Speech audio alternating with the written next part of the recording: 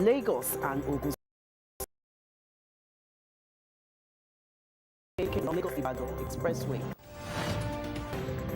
On the foreign scene, Ukraine forces advance further into Russia.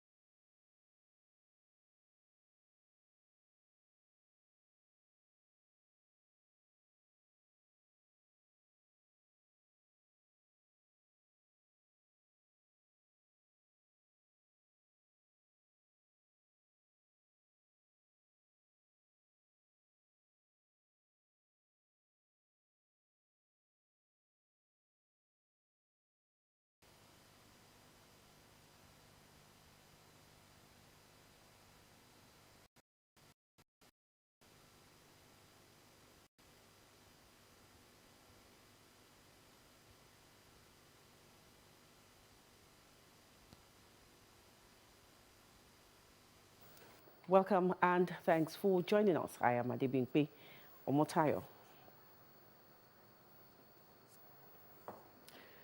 President Bola Tinubu has departed Abuja for Malabo, Equatorial Guinea on a 3-day official visit to honor President Teodoro Mbasogo's invitation. The president arrived at the presidential wing of the Nnamdi Azikiwe International Airport at about 2 p.m. and boarded the presidential jet. Those on ground were the All Progressives Congress National Chairman Abdullahi Ganduje, Imo State Governor Hope Uzodinma, and his Kwara State counterpart Abdul Rahman Abdulrazak, FCT Minister Nyesom Wike, and the Chief of Staff to the President Femi Gbajabiamila. Earlier, presidential spokesman Ajuri Ngilale said Tinubu would hold meetings with Mbasogo and sign agreements on oil and gas and security. Now, Vice President Kashim Shettima has assured donor organizations and development partners that the Tinubu administration will fully support initiatives aimed at alleviating the suffering of persons displaced by conflict and natural disasters within and outside Nigeria's borders.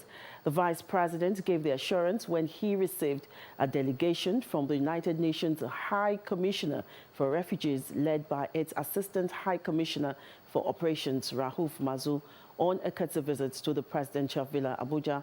He assured the delegation of President Bola Ahmed Tinubu's continued collaboration and partnership with key stakeholders in addressing critical issues affecting the well-being of citizens and other persons affected by conflict and natural disasters in the country and elsewhere.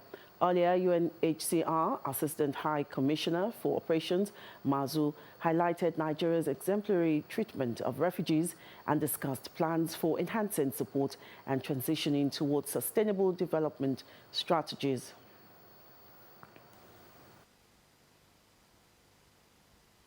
No, we're very honored to be received by His Excellency, the Vice President. We discussed the situation of refugees in the country, and we expressed appreciation for the asylum that Nigeria is giving to refugees from neighboring countries. We also spoke of the return of Nigerian refugees from neighboring countries. We were in Borno State a few days ago, and we had the opportunity to see Nigerian refugees coming back from Cameroon, a very positive sign of how things are evolving. We also spoke about the issue of the internal displacement and generally the fact that we need to gradually shift from a model that is more based on humanitarian assistance to one that moves more towards self-reliance. And that's something that His Excellency, the Vice President, appreciated a lot. Even if one finds himself or herself in a situation of displacement, one still has skills that one can contribute to the economy of the community that is receiving that person. He said this new approach aims to address long-standing issues of dependency on aid and facilitate easier reintegration when refugees return to their home countries. Now, Governor Babajide Sanwo-Olu has called on the Nigerian Social Insurance Trust Fund to be transparent and accountable in the discharge of their duties and render quality service for the benefit of the people. Sanwo-Olu said this while receiving the Managing Director of the agency, Oluwaseun Faleye, his team, and Chairman Senate Committee on Employment, Labour and Productivity, Senator Dickett Plank, who paid a courtesy visit to Lagos House, Ikeja. We have details in this report. The management of the Nigerian Social Insurance Trust Fund is in Lagos for a 2-day retreat to discuss how to collaborate with lawmakers in achieving its objectives. The team, led by its Managing Director, Oluwaseun Faleye, said the retreat, themed Building a Stronger NSITF, is to deepen stakeholders' engagement to support the agency. The Act applies to both the private and public sector, including state governments and local governments. From the state level, we think the involvement and the acceptance of the scheme by Lagos State will send a strong signal that for other states to follow, given that Lagos State typically plays a pioneering role in some of these matters. So we'll be hoping that your support will be given for the Lagos State service to join the scheme and continue to participate. Governor Babajide Sanwo-Olu, who noted that the state has a large human capital development with over 110 members of staff, promised collaboration between the state and the agency. We will let the Office of Head of Service sit with your people to see which areas of collaboration we can engage, we can explore, we can work with. Which areas of support we also can give you, especially for companies that are on the private sector side. Because indeed, you know, it's a fund that is supposed to support and protect the Nigerian worker. It's a fund that is supposed to help the vulnerable, you know, voice that is in our system that do not have that protection, you know. But like I said, you know, it is in your work, it is in the work of the trust fund that the words will go around to know that indeed what they promise us is what they're doing. Sanwo-Olu also called for transparency in the discharge of their duties. You need to be able to think out of the box and be able to show to people that indeed the new NSITF is about service and it's about quality of service. If you are an insurance trust fund that are meant to sit and compensate workers when things happen, the question we'll ask ourselves is how well would you quickly turn around that service to ensure that when claims comes forward and are brought forward, that we realize them, you know, quicker and faster, you know, and I wish, you know, to also state that, you know, transparency, accountability is critical, because these are some of the strong attributes, you know, for any trust fund, and people will believe, you know, that people will need to believe in, you know, for them to be able to do the work. The responsibility of the team is also to ensure that the constitutional responsibility of the employees and employers are adhered to for the benefit of Nigerians and foster synergy between the legislative and the executive arms of government. Also, Governor Babajide Sanwo-Olu has underscored the significance of leveraging databases and digital technologies to stimulate economic development. He stated this during a courtesy visit by the National Commissioner, Chief Executive Officer of the Niger Delta Protection Commission, and his team. Speaking through his deputy, Dr. Obafemi Hamzat, the governor said that Lagos State is digitalized and will continue to leverage on technology-driven policies. We spend money on things that also add value to our people. So what portion do we spend on something like this and so on? So it's important. Now, the second thing for me is, you know, if, for example, we have an agency that is called LASTRA, Lagos State Resident Registration Agency, right? That has a sort of idea, and we started it before NIN. So because we understand the fact that as a people, we must even know our number. So that agency has a sort of a master database. So there are some agencies, not all, there are some agencies that even though they can collect people's data, but they actually go through that agency. The National Commissioner and Chief Executive Officer, Dr. Vincent Olatunji, commended the Lagos State Government for understanding the significance of data and for putting it to good use. He urged the state government to partner with the Commission to train public servants on the various use of data. But the level of compliance is state. However, there's still a lot of work to be done. That's what compliance by state. We are aware that we have about 4 DPOs that were engaged to take the public service organizations in the state through compliance. And we're aware that there are over 200 of them, over 200 MDS in Lagos State. But from our records, only about 21 of them have really complied. I would like to appeal to Your Excellency to help us drive this, because it speaks a lot to what Lagos State is doing in terms of trust, in terms of confidence in your economy, in your people, and your government. Lagos State had imbibed the use of data collation through the Lagos State Residence Registration Agency even before the commencement of National Identification Number introduced by the federal government. Members of the Association of Lagos State Retired Heads of Service and Permanent Secretaries want the federal government to make subsidy on agriculture a constitutional activity to ensure food security and safety in the country. They said this at the closing ceremony of the 11th Summit of the Association themed Agenda for Sustainable Development and Food Security, which focused on measures that ensure the consistent availability of food in the state. On agriculture should be a continuous activity. Nowhere in the world that the government at the heart of the citizens can stop subsidy or even food palliatives and have narratives. But sometimes we get it wrong. Why do we get it wrong? When you talk about subsidy, subsidy is not just giving subsidy, but we must be able to think widely. Which value chain should we target? At what stage of the value chain should we target? Do we subsidize production? Do we subsidize processing? Do we subsidize outputs? They also call on individuals to engage in farming for adequate food. Plant yam in bags.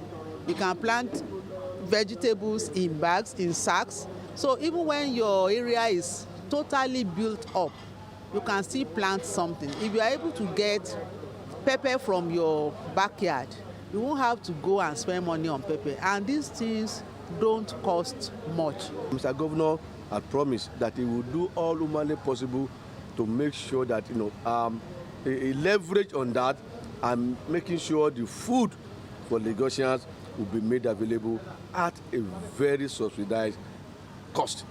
So you should be expecting good things from Lagos State government, Mr. Governor, on food security.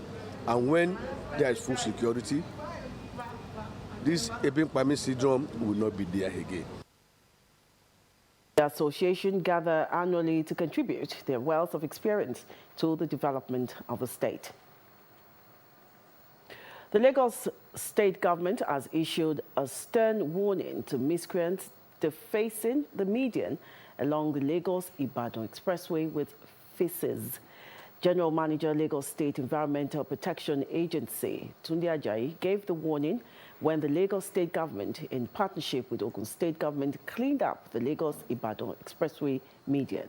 Bukola Teloko reports.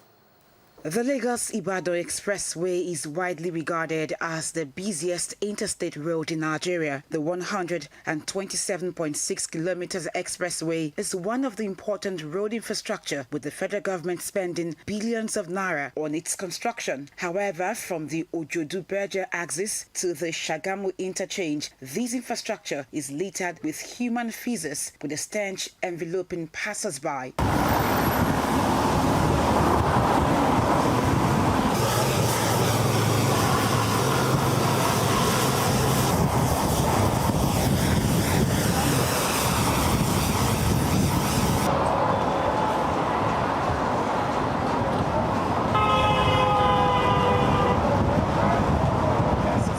At this cleanup and sensitization exercise, officials of the Lagos State and Ogun State governments say the exercise is one of the measures initiated to achieve a clean environment free from open defecation. The purpose of our visit is to, carry out the mandate and instruction of Mr. Governor, Mr. Babajide Sanwo-Olu, on ending open defecation in alliance with the UNSDG, and the mandate, to end open defecation in Lagos State, and to, at the end of the day, just curb this eyesore.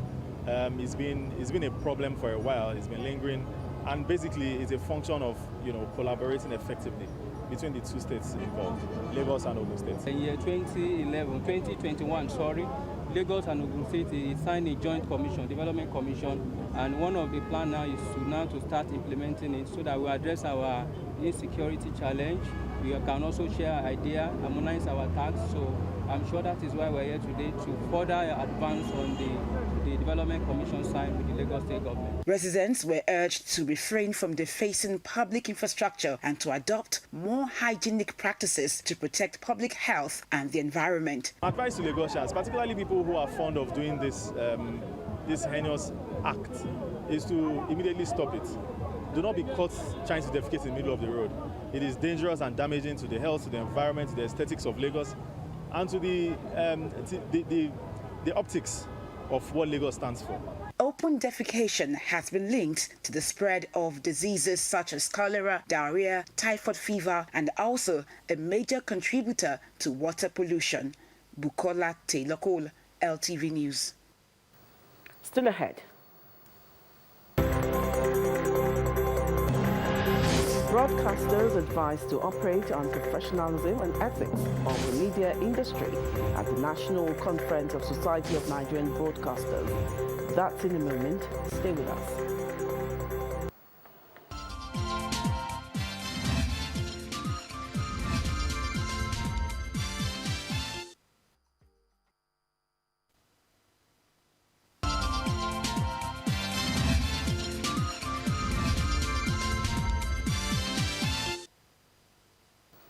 Thanks for staying with us. Now, traders and marketers at Kara Cow Market along Lagos-Ibadan Expressway have assured government of a clean environment in its market. They said this when officials from Lagos and Ogun State government paid an inspection visit to ensure the market is clean and hygienic for the traders and consumers. The management of the market said this is a wake-up call for them as they will continue to ensure the traders keep their stores clean, especially at this period of cholera outbreak and other airborne diseases. Come from your own house, this person's house, every other person's house. So the debt here is much, really much, sincerely. But we've not been joking with sanitation. Every Thursday we make sure that we don't open the market until 11. That's we take that time from 8 to 11 for the general cleaning. I'm really impressed with the performance because I can see that we are really trying to comply with the government and complain. So, and then we've started, I think, some days ago and it's still going because, of course, the government are right. Yeah, we have to keep everywhere clean to avoid any sort of disease or sickness. The arrangement for waste management here is top-notch, and we are sure that every section is given enough direction to be sure that the waste does not filter around and it is well controlled on a regular basis. They also highlight efforts in ensuring that its slabs and public toilets are clean and conducive for public use. Already talked to everyone, so which we do before, but we'll continue doing, and we'll just take it more serious. Whatever it is also for our own benefit and our own health, so we won't fail the government by the grace of God. Yeah. With about 15 public toilets, must have done enough to control human waste here in the market. We have about 11 of them free. Right now, if the government steps into this market today, then there can't be any hindrances. There won't be complaints because everything has been properly cleaned. The officials inspected the slaughtering area, cow and goat stand and public toilets. Now, the Lagos State government has commenced the distribution of 20,000 bags of food palliative materials to religious bodies to cushion the effect of lingering economic hardship occasioned by the fuel subsidy removal and the insecurity issues. Speaking at the distribution center in Alausa, Ikeja, and Special Advisor to the Governor on Islamic Matters, Jebe Abdullahi, says the food distribution is part of the government's efforts in reaching out to the religious centers across the 5 divisions of the state. Palliatives across board, and several units have collected their own, the CDC, CDA, and several others units. So this is for the religious circle of Lagos. We have the Christian and we have the Muslim. So we are distributing it simultaneously. So the total we are distributing today is 3,000 for the Muslims, you understand? So tomorrow we do the same thing. So we extend it to the Islamic organizations. Tomorrow too we'll be distributing additional 3,000. So we have a break for Friday, Saturday, Sunday. So we continue on Monday. Looking at what is going on in our nation today, Mr. Governor have thought it twice that he need to provide a little for our Christian leaders, not only for leaders, but for the Christians in Lagos, Christian community in Lagos State. And I can assure you that almost 57 IGA and local government that we have in Lagos have collected, because their representatives have come and they have collected on their behalf. For today, we have a total of 94 organizations comprising all the LGAs, subsumed under the divisions. Then we have the Islamic organizations of various shades and sizes, like the SA mentioned, have the NASFAD, NADWAT, and the likes. So those that are ready to pick are on ground already today. And as you can see from the way they are distributing, they'll be collecting for each of the division they represent. So the modality of collecting is for a representative of those bodies to come collect on their behalf. Abdullahi adds that the distribution of 10,000 bags for Muslim bodies and 10,000 bags for Christian bodies became necessary to improve and ameliorate the economic situation of the vulnerable residents of the state. The Universal Basic Education Commission has warned contractors against delivering substandard school infrastructure as part of measures to improving quality educational structures. Executive Secretary of UBEC, Hamid Boboyi, gave the warning while declaring open training for staff of physical planning using simple tools for on-the-spot assessment at project sites by Nigerian Building and Road Research Institute in Abuja. Boboyi disclosed that the Commission will deploy monitors to frequently find out the state of its ongoing educational construction projects at various sites across the country, working with MBRI and Koren. Intervention agency, not as a management agency of schools. We are intervening to support, particularly in the area of resources, to support what the state is doing. And I think we need to understand this. And it is also at the root of what we are, of both our successes and our problems. You agree with me that building is like a human being. It has legs, it has footings, and it has head. It has the body. The footing is the foundation. The legs are the columns and the slabs. All these elements of building, if they are not designed properly, you should expect catastrophe like building collapse.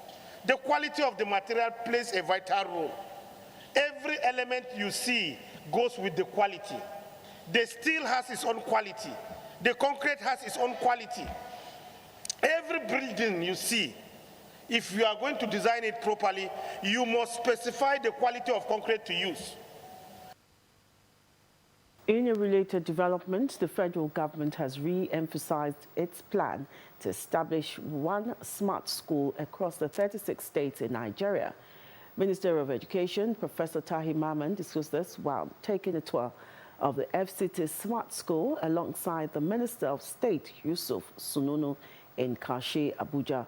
Professor Mamman stated that the smart schools will combine conventional and vocational aspects of education to enable its students acquire necessary skills that can help them in life. How you are pioneering this aspect of education, it also has skills and, it combines conventional and vocational aspects of education so that our children, when they finish even primary school, they will have skills that they can guide them in their life. Honorable Minister, on your directives, the two schools that are lagging behind, that of Kebbi State has been revoked and awarded to another contractor, and that of Bayelsa State is also undergoing due process to revoke the contract and award it, so that no state will be left behind in the smart education, and that has to do with the application of technology in education. The ministers further disclosed that government has revoked the contract of the company handling the construction work for its smart school infrastructure in Kebbi State and re-awarded it to another contractor. Recall that the smart school project was initiated and funded by the Universal Basic Education Commission in collaboration with Korea International Cooperation Agency to increase the capacity of teachers in the development and use of ICT content. Now, broadcasters must continue to imbibe and operate those core values of the industry towards informing, educating and entertaining the public while holding the traditions that are peculiar to the organizations where practitioners operate. This is emphasized in Abuja at the opening of a two-day national conference of the Society of Nigerian Broadcasters with the theme Broadcasting and the Political Economy of Content Production in the Digital Age. Some veterans who addressed the forum employed broadcasters to come together to harness their strengths, visions and objectives in order to cope with the digital age. ICT are turned stations outside Nigeria to become your competitors. So today when you are programming for audience in Lagos, you are no longer thinking of stations within Lagos because your viewers in Lagos are also, because of accessibility of ICT platform, they are considering other stations outside Nigeria. Therefore, you must remain competitive.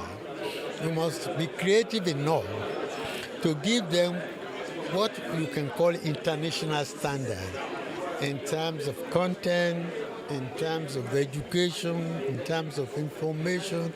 We still need a long way to go. We still need to be able to determine where we want to carve our niche as each station.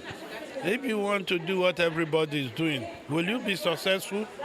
So you must plan for it. Each station has the responsibility of planning what they want to do with content. And I was sharing with a few people, if you don't do quality content, if you don't have a good script, you will not even be able to exchange your content with your colleagues within Nigeria.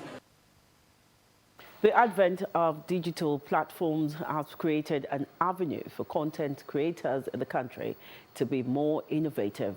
To create more outlets for youth and reduce unemployment in the country, the stakeholders believe that a series of comprehensive policies have been created by President Tinubu's administration for the youth to tap on. People are trying to put the house in order, so when new ones are coming in, they fall in place. There are rules, there are regulations, and the body is going to be well organized henceforth. Generally, it's a fantastic one, I won't lie to you. Captains of broadcast industries are here, veterans are here, we're rubbing minds, we're looking at the way forward, especially with this digital age, you know, and then content. Content now is king. You know, there's been a lot of digital content making more money, even more than the traditional television. Collaboration is very important.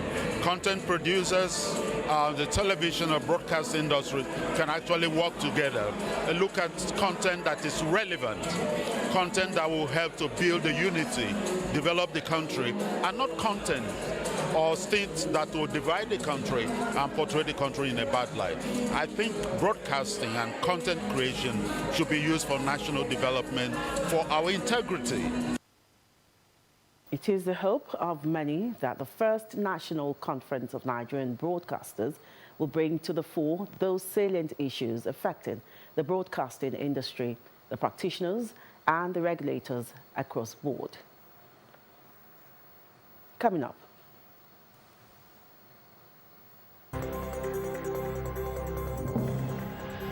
Federal government offers 15% logistics services discount to micro and medium-sized businesses. That's in Business News. Join us again.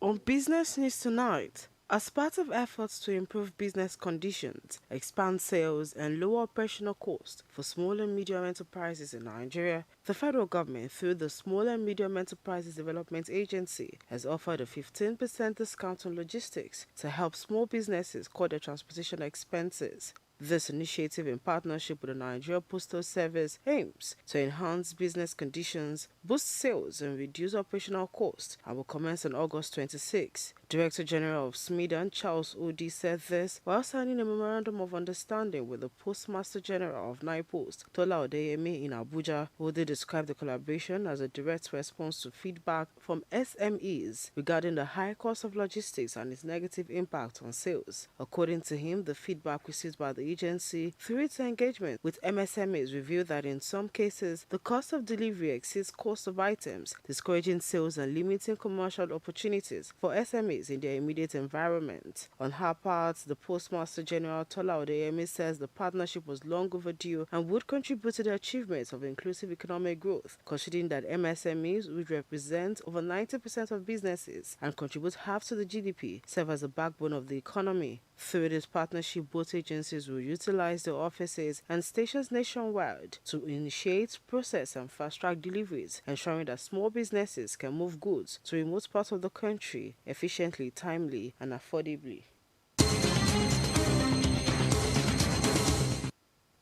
The Senate Public Accounts Committee has voiced its growing frustration over the persistent non-cooperation of certain ministries, departments and agencies in responding to audit queries raised in the Auditor General's report for the year ended December 31, 2019. Chairman of the committee, Ahmed Wadadawa, addressing journalists read the Riot Act to MDAs that shunned invitations by the Senate. The committee expresses disappointment with these agencies, emphasizing that their failure to attend public hearings and respond to queries hinders the committee's effort to submit a timely report to the Senate's plenary. It is on this note that we as a committee have resolved that going forward, the Senate Public Accounts Committee will go ahead to consider their audit queries as contained in the Auditor General's annual report, and any MDA that henceforth fails to honor invitations to respond and present its defense, the committee will adopt the position of the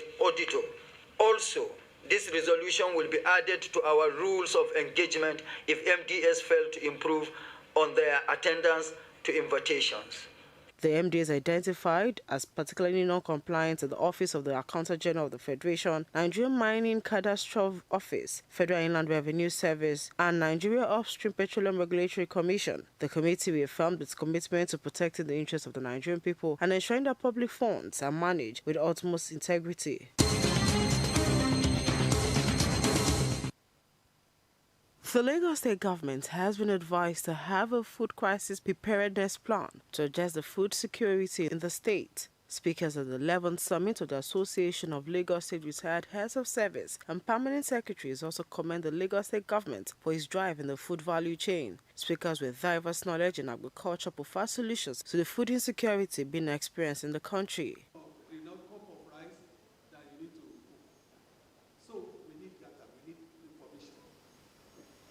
To be able to plan right, to be able to, even digital. Agribusiness, we need to improve the environment for private finance, create the risking platform and instruments, and deliver public-private finance. Poverty is identified as the root cause, with about 40% of Nigerians living below the absolute poverty line, particularly in rural areas where agri is the predominant livelihood.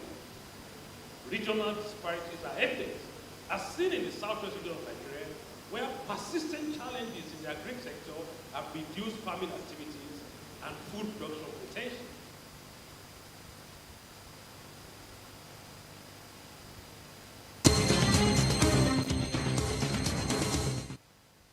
And that is on Business News Tonight. Tonight we'll be graphic trading on the floor of the Nigerian Stock Exchange. I am Omomi Okewo, reporting for LTV News.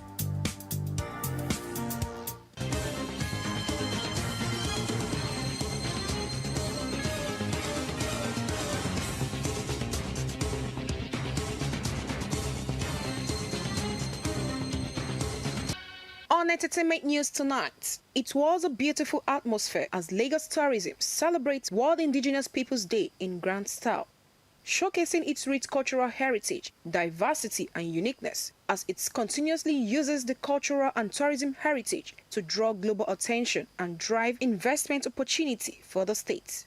Special Advisor to the Governor on Tourism, Art and Culture, Idris Aregbe, says this year's edition is to highlight the right of indigenous people to make their own decisions and carry them out in ways that are meaningful and culturally appropriate to them. He notes that the rich cultural heritage of Lagos is evident in the different cuisines, traditional attire, hairstyles, traditional dance and musical instruments according to the 5 Ibile divisions, namely Ikorodu, Badagry, Ikeja, Lagos Island and Ekpe, which are what makes Lagos an attractive tourist site. So it's about food, it's about our lifestyle, it's about the because unity itself, the passion, the zeal that you get in Lagos alone is you can't get it elsewhere. So we are beautiful, we have the way our style, there's something that comes to Lagos, there's a lot that comes to Lagos that we must continue to showcase, and that's what we're proud of. I'm a Lagosian, I'm glad that Lagos always gives you the opportunity to lead. Lagos gives you the passion, the energy to always make sure that you're getting it, getting it done and all that.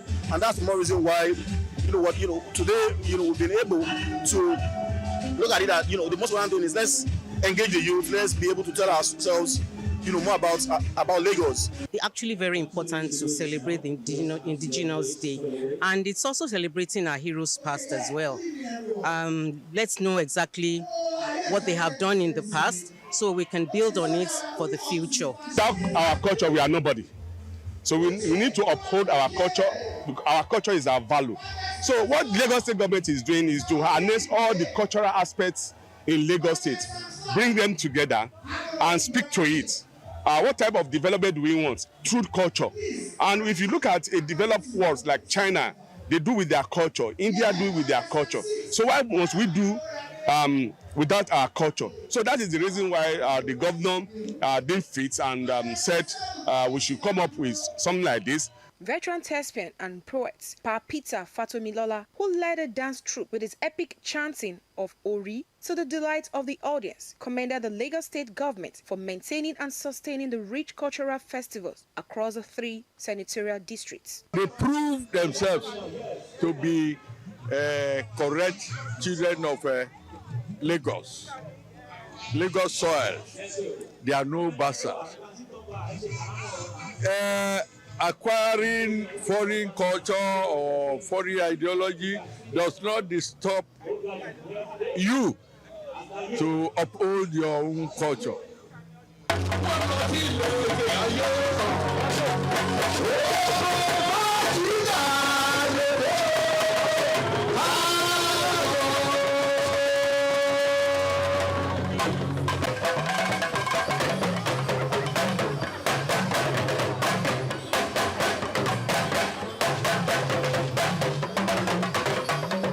Various kinds of food served include inyo, amala, bread and akara, mosa, tapioca, palm wine, fish, shrimps, among other delicacies. Students of Lagos State University and Lagos State University of Science and Technology, LASUSTET, performed with attires representing the 5 Ibile divisions.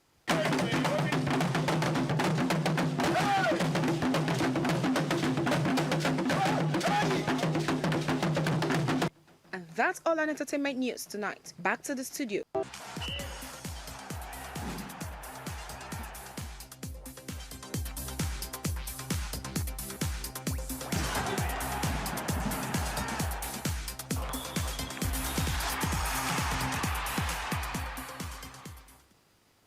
Budding talent Louis Ovo was voted the most valuable player as the 3rd edition of the Ajayi Elebire Elite Basketball Camp concluded in Lagos. For his passion and commitment, the 6'10" center, who scooped the Best Defensive Player award along with the MVP award, held high hope to reach the height of his game and play in the NBA. Ever since I started basketball, I've been very serious with it. I just started basketball last year, February, ending of February. But people are always surprised because they look at my game and say no, you did not start last year because of the way I improved. And I'm very serious with this basketball and I believe I'll make it to the NBA. Organized annually by former player Lekon Ajayi, who represented the men's senior national team, the Tigers, when the country won bronze medal at the 2016 All-African Games in Congo-Brazzaville, the elite camp had 55 participants drawn from academies in and outside Lagos. Held at the Warriors Basketball Club court in Lupeju, the 3-day camp provided opportunity for participants to develop their skills, learning fundamentals and techniques from foreign and national coaches. Ajayi, who played professionally in America, Mexico, Tunisia and Spain, said the camp, which offers scholarship opportunities for outstanding campers to study in the United States, is about giving back to the basketball community in Nigeria. What we notice is a lot of players right now, they just want to jump. They don't really want to learn the fundamental of the game. So we kind of emphasize on teaching them the basic fundamental of the game to make them a better player and a better person. Having benefited from similar opportunity, Ajayi, who hailed from Efon Alaye, Ekiti State, said the effort is to help as many as possible prospects and help the players to build successful careers and possibly play for teams in the NBA. They got to keep working and become a better person. They have to want it themselves. Hopefully, some of them will play with the national team. Hopefully, some of them will try and be something in the future. There's progression in anything you start. You always want to have progression in it. So Lekon has come a long way, with regards to doing this camp, and I'm really proud of him about it.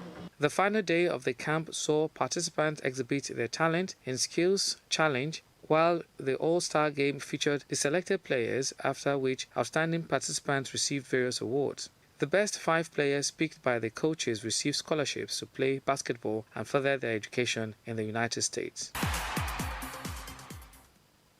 After 2 weeks of intensive training, the Youth Arise Football Academy summer camp ended in Lagos at the Obele Oniwala Mini Stadium in Surulere. Over 100 kids between the ages of 8 and 18 participated in the developmental program, providing opportunity for participants to learn the basics of football, build confidence and develop competitive skills. The grassroots program aimed to help kids combine football and education. with the vision of creating a pathway for them to become professional players in future, will now continue in Lagos, having been held in Jos and Abuja. I have to do one touch passing. I learned how to shoot better, pass better, dribble better, and most of all, be more disciplined. Sharpening your talent and your skills, you can go really far, like professional English clubs or D1, just climbing up, because there's no shortcuts. We just gather them just for two weeks, and we saw what they are displaying.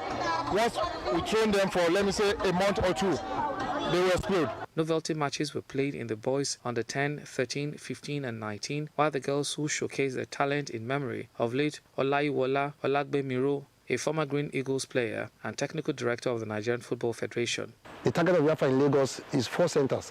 We have the mainland, we have the island, and other centers that we need youth and sport football development. So in the summer camp, really, a lot of boys developed. They started to play proper football. Their strength increased, their stamina increased, and the participation level. Former Super Eagles striker Victor Ekpeba commended the soccer artistry displayed by the kids and backed YAFA to produce future stars and raise educated athletes who are better equipped for life. I want to say I'm very happy. You can see the kids, the lads, the kids are all happy. The girls, the boys, So we're looking forward to next year, and I hope that this weekly activation for these boys to come and train every Saturday with Apple is in the process. At the end of the coaching clinic and tournament, outstanding individual players were presented with awards, while the teams received medals and trophies.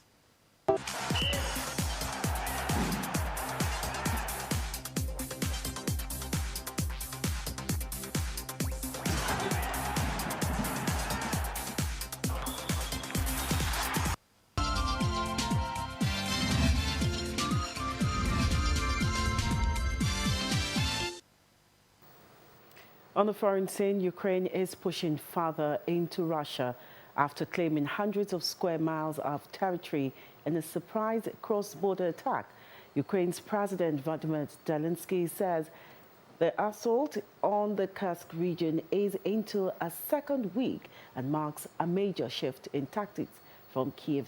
Zelensky says 100 Russian servicemen have also been captured, adding that this will accelerate the return of our guys and girls. He added that he has no intention of annexing the Russian territory. Another Russian border region, Belgorod, has declared a regional emergency, and tens of thousands of Russians have been forced to flee their homes. Russia, which has been scrambling to contain the attack, says peace talks with Ukraine are on a long pause.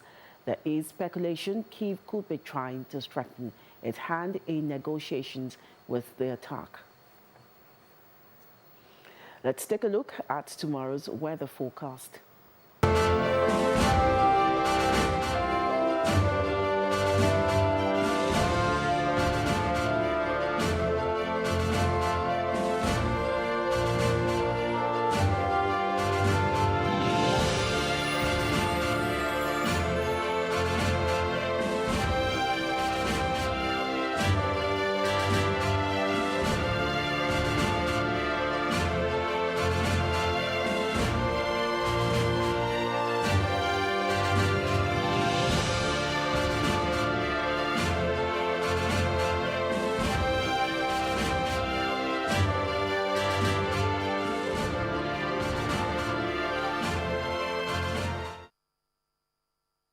And to end the news, a recap of our major stories.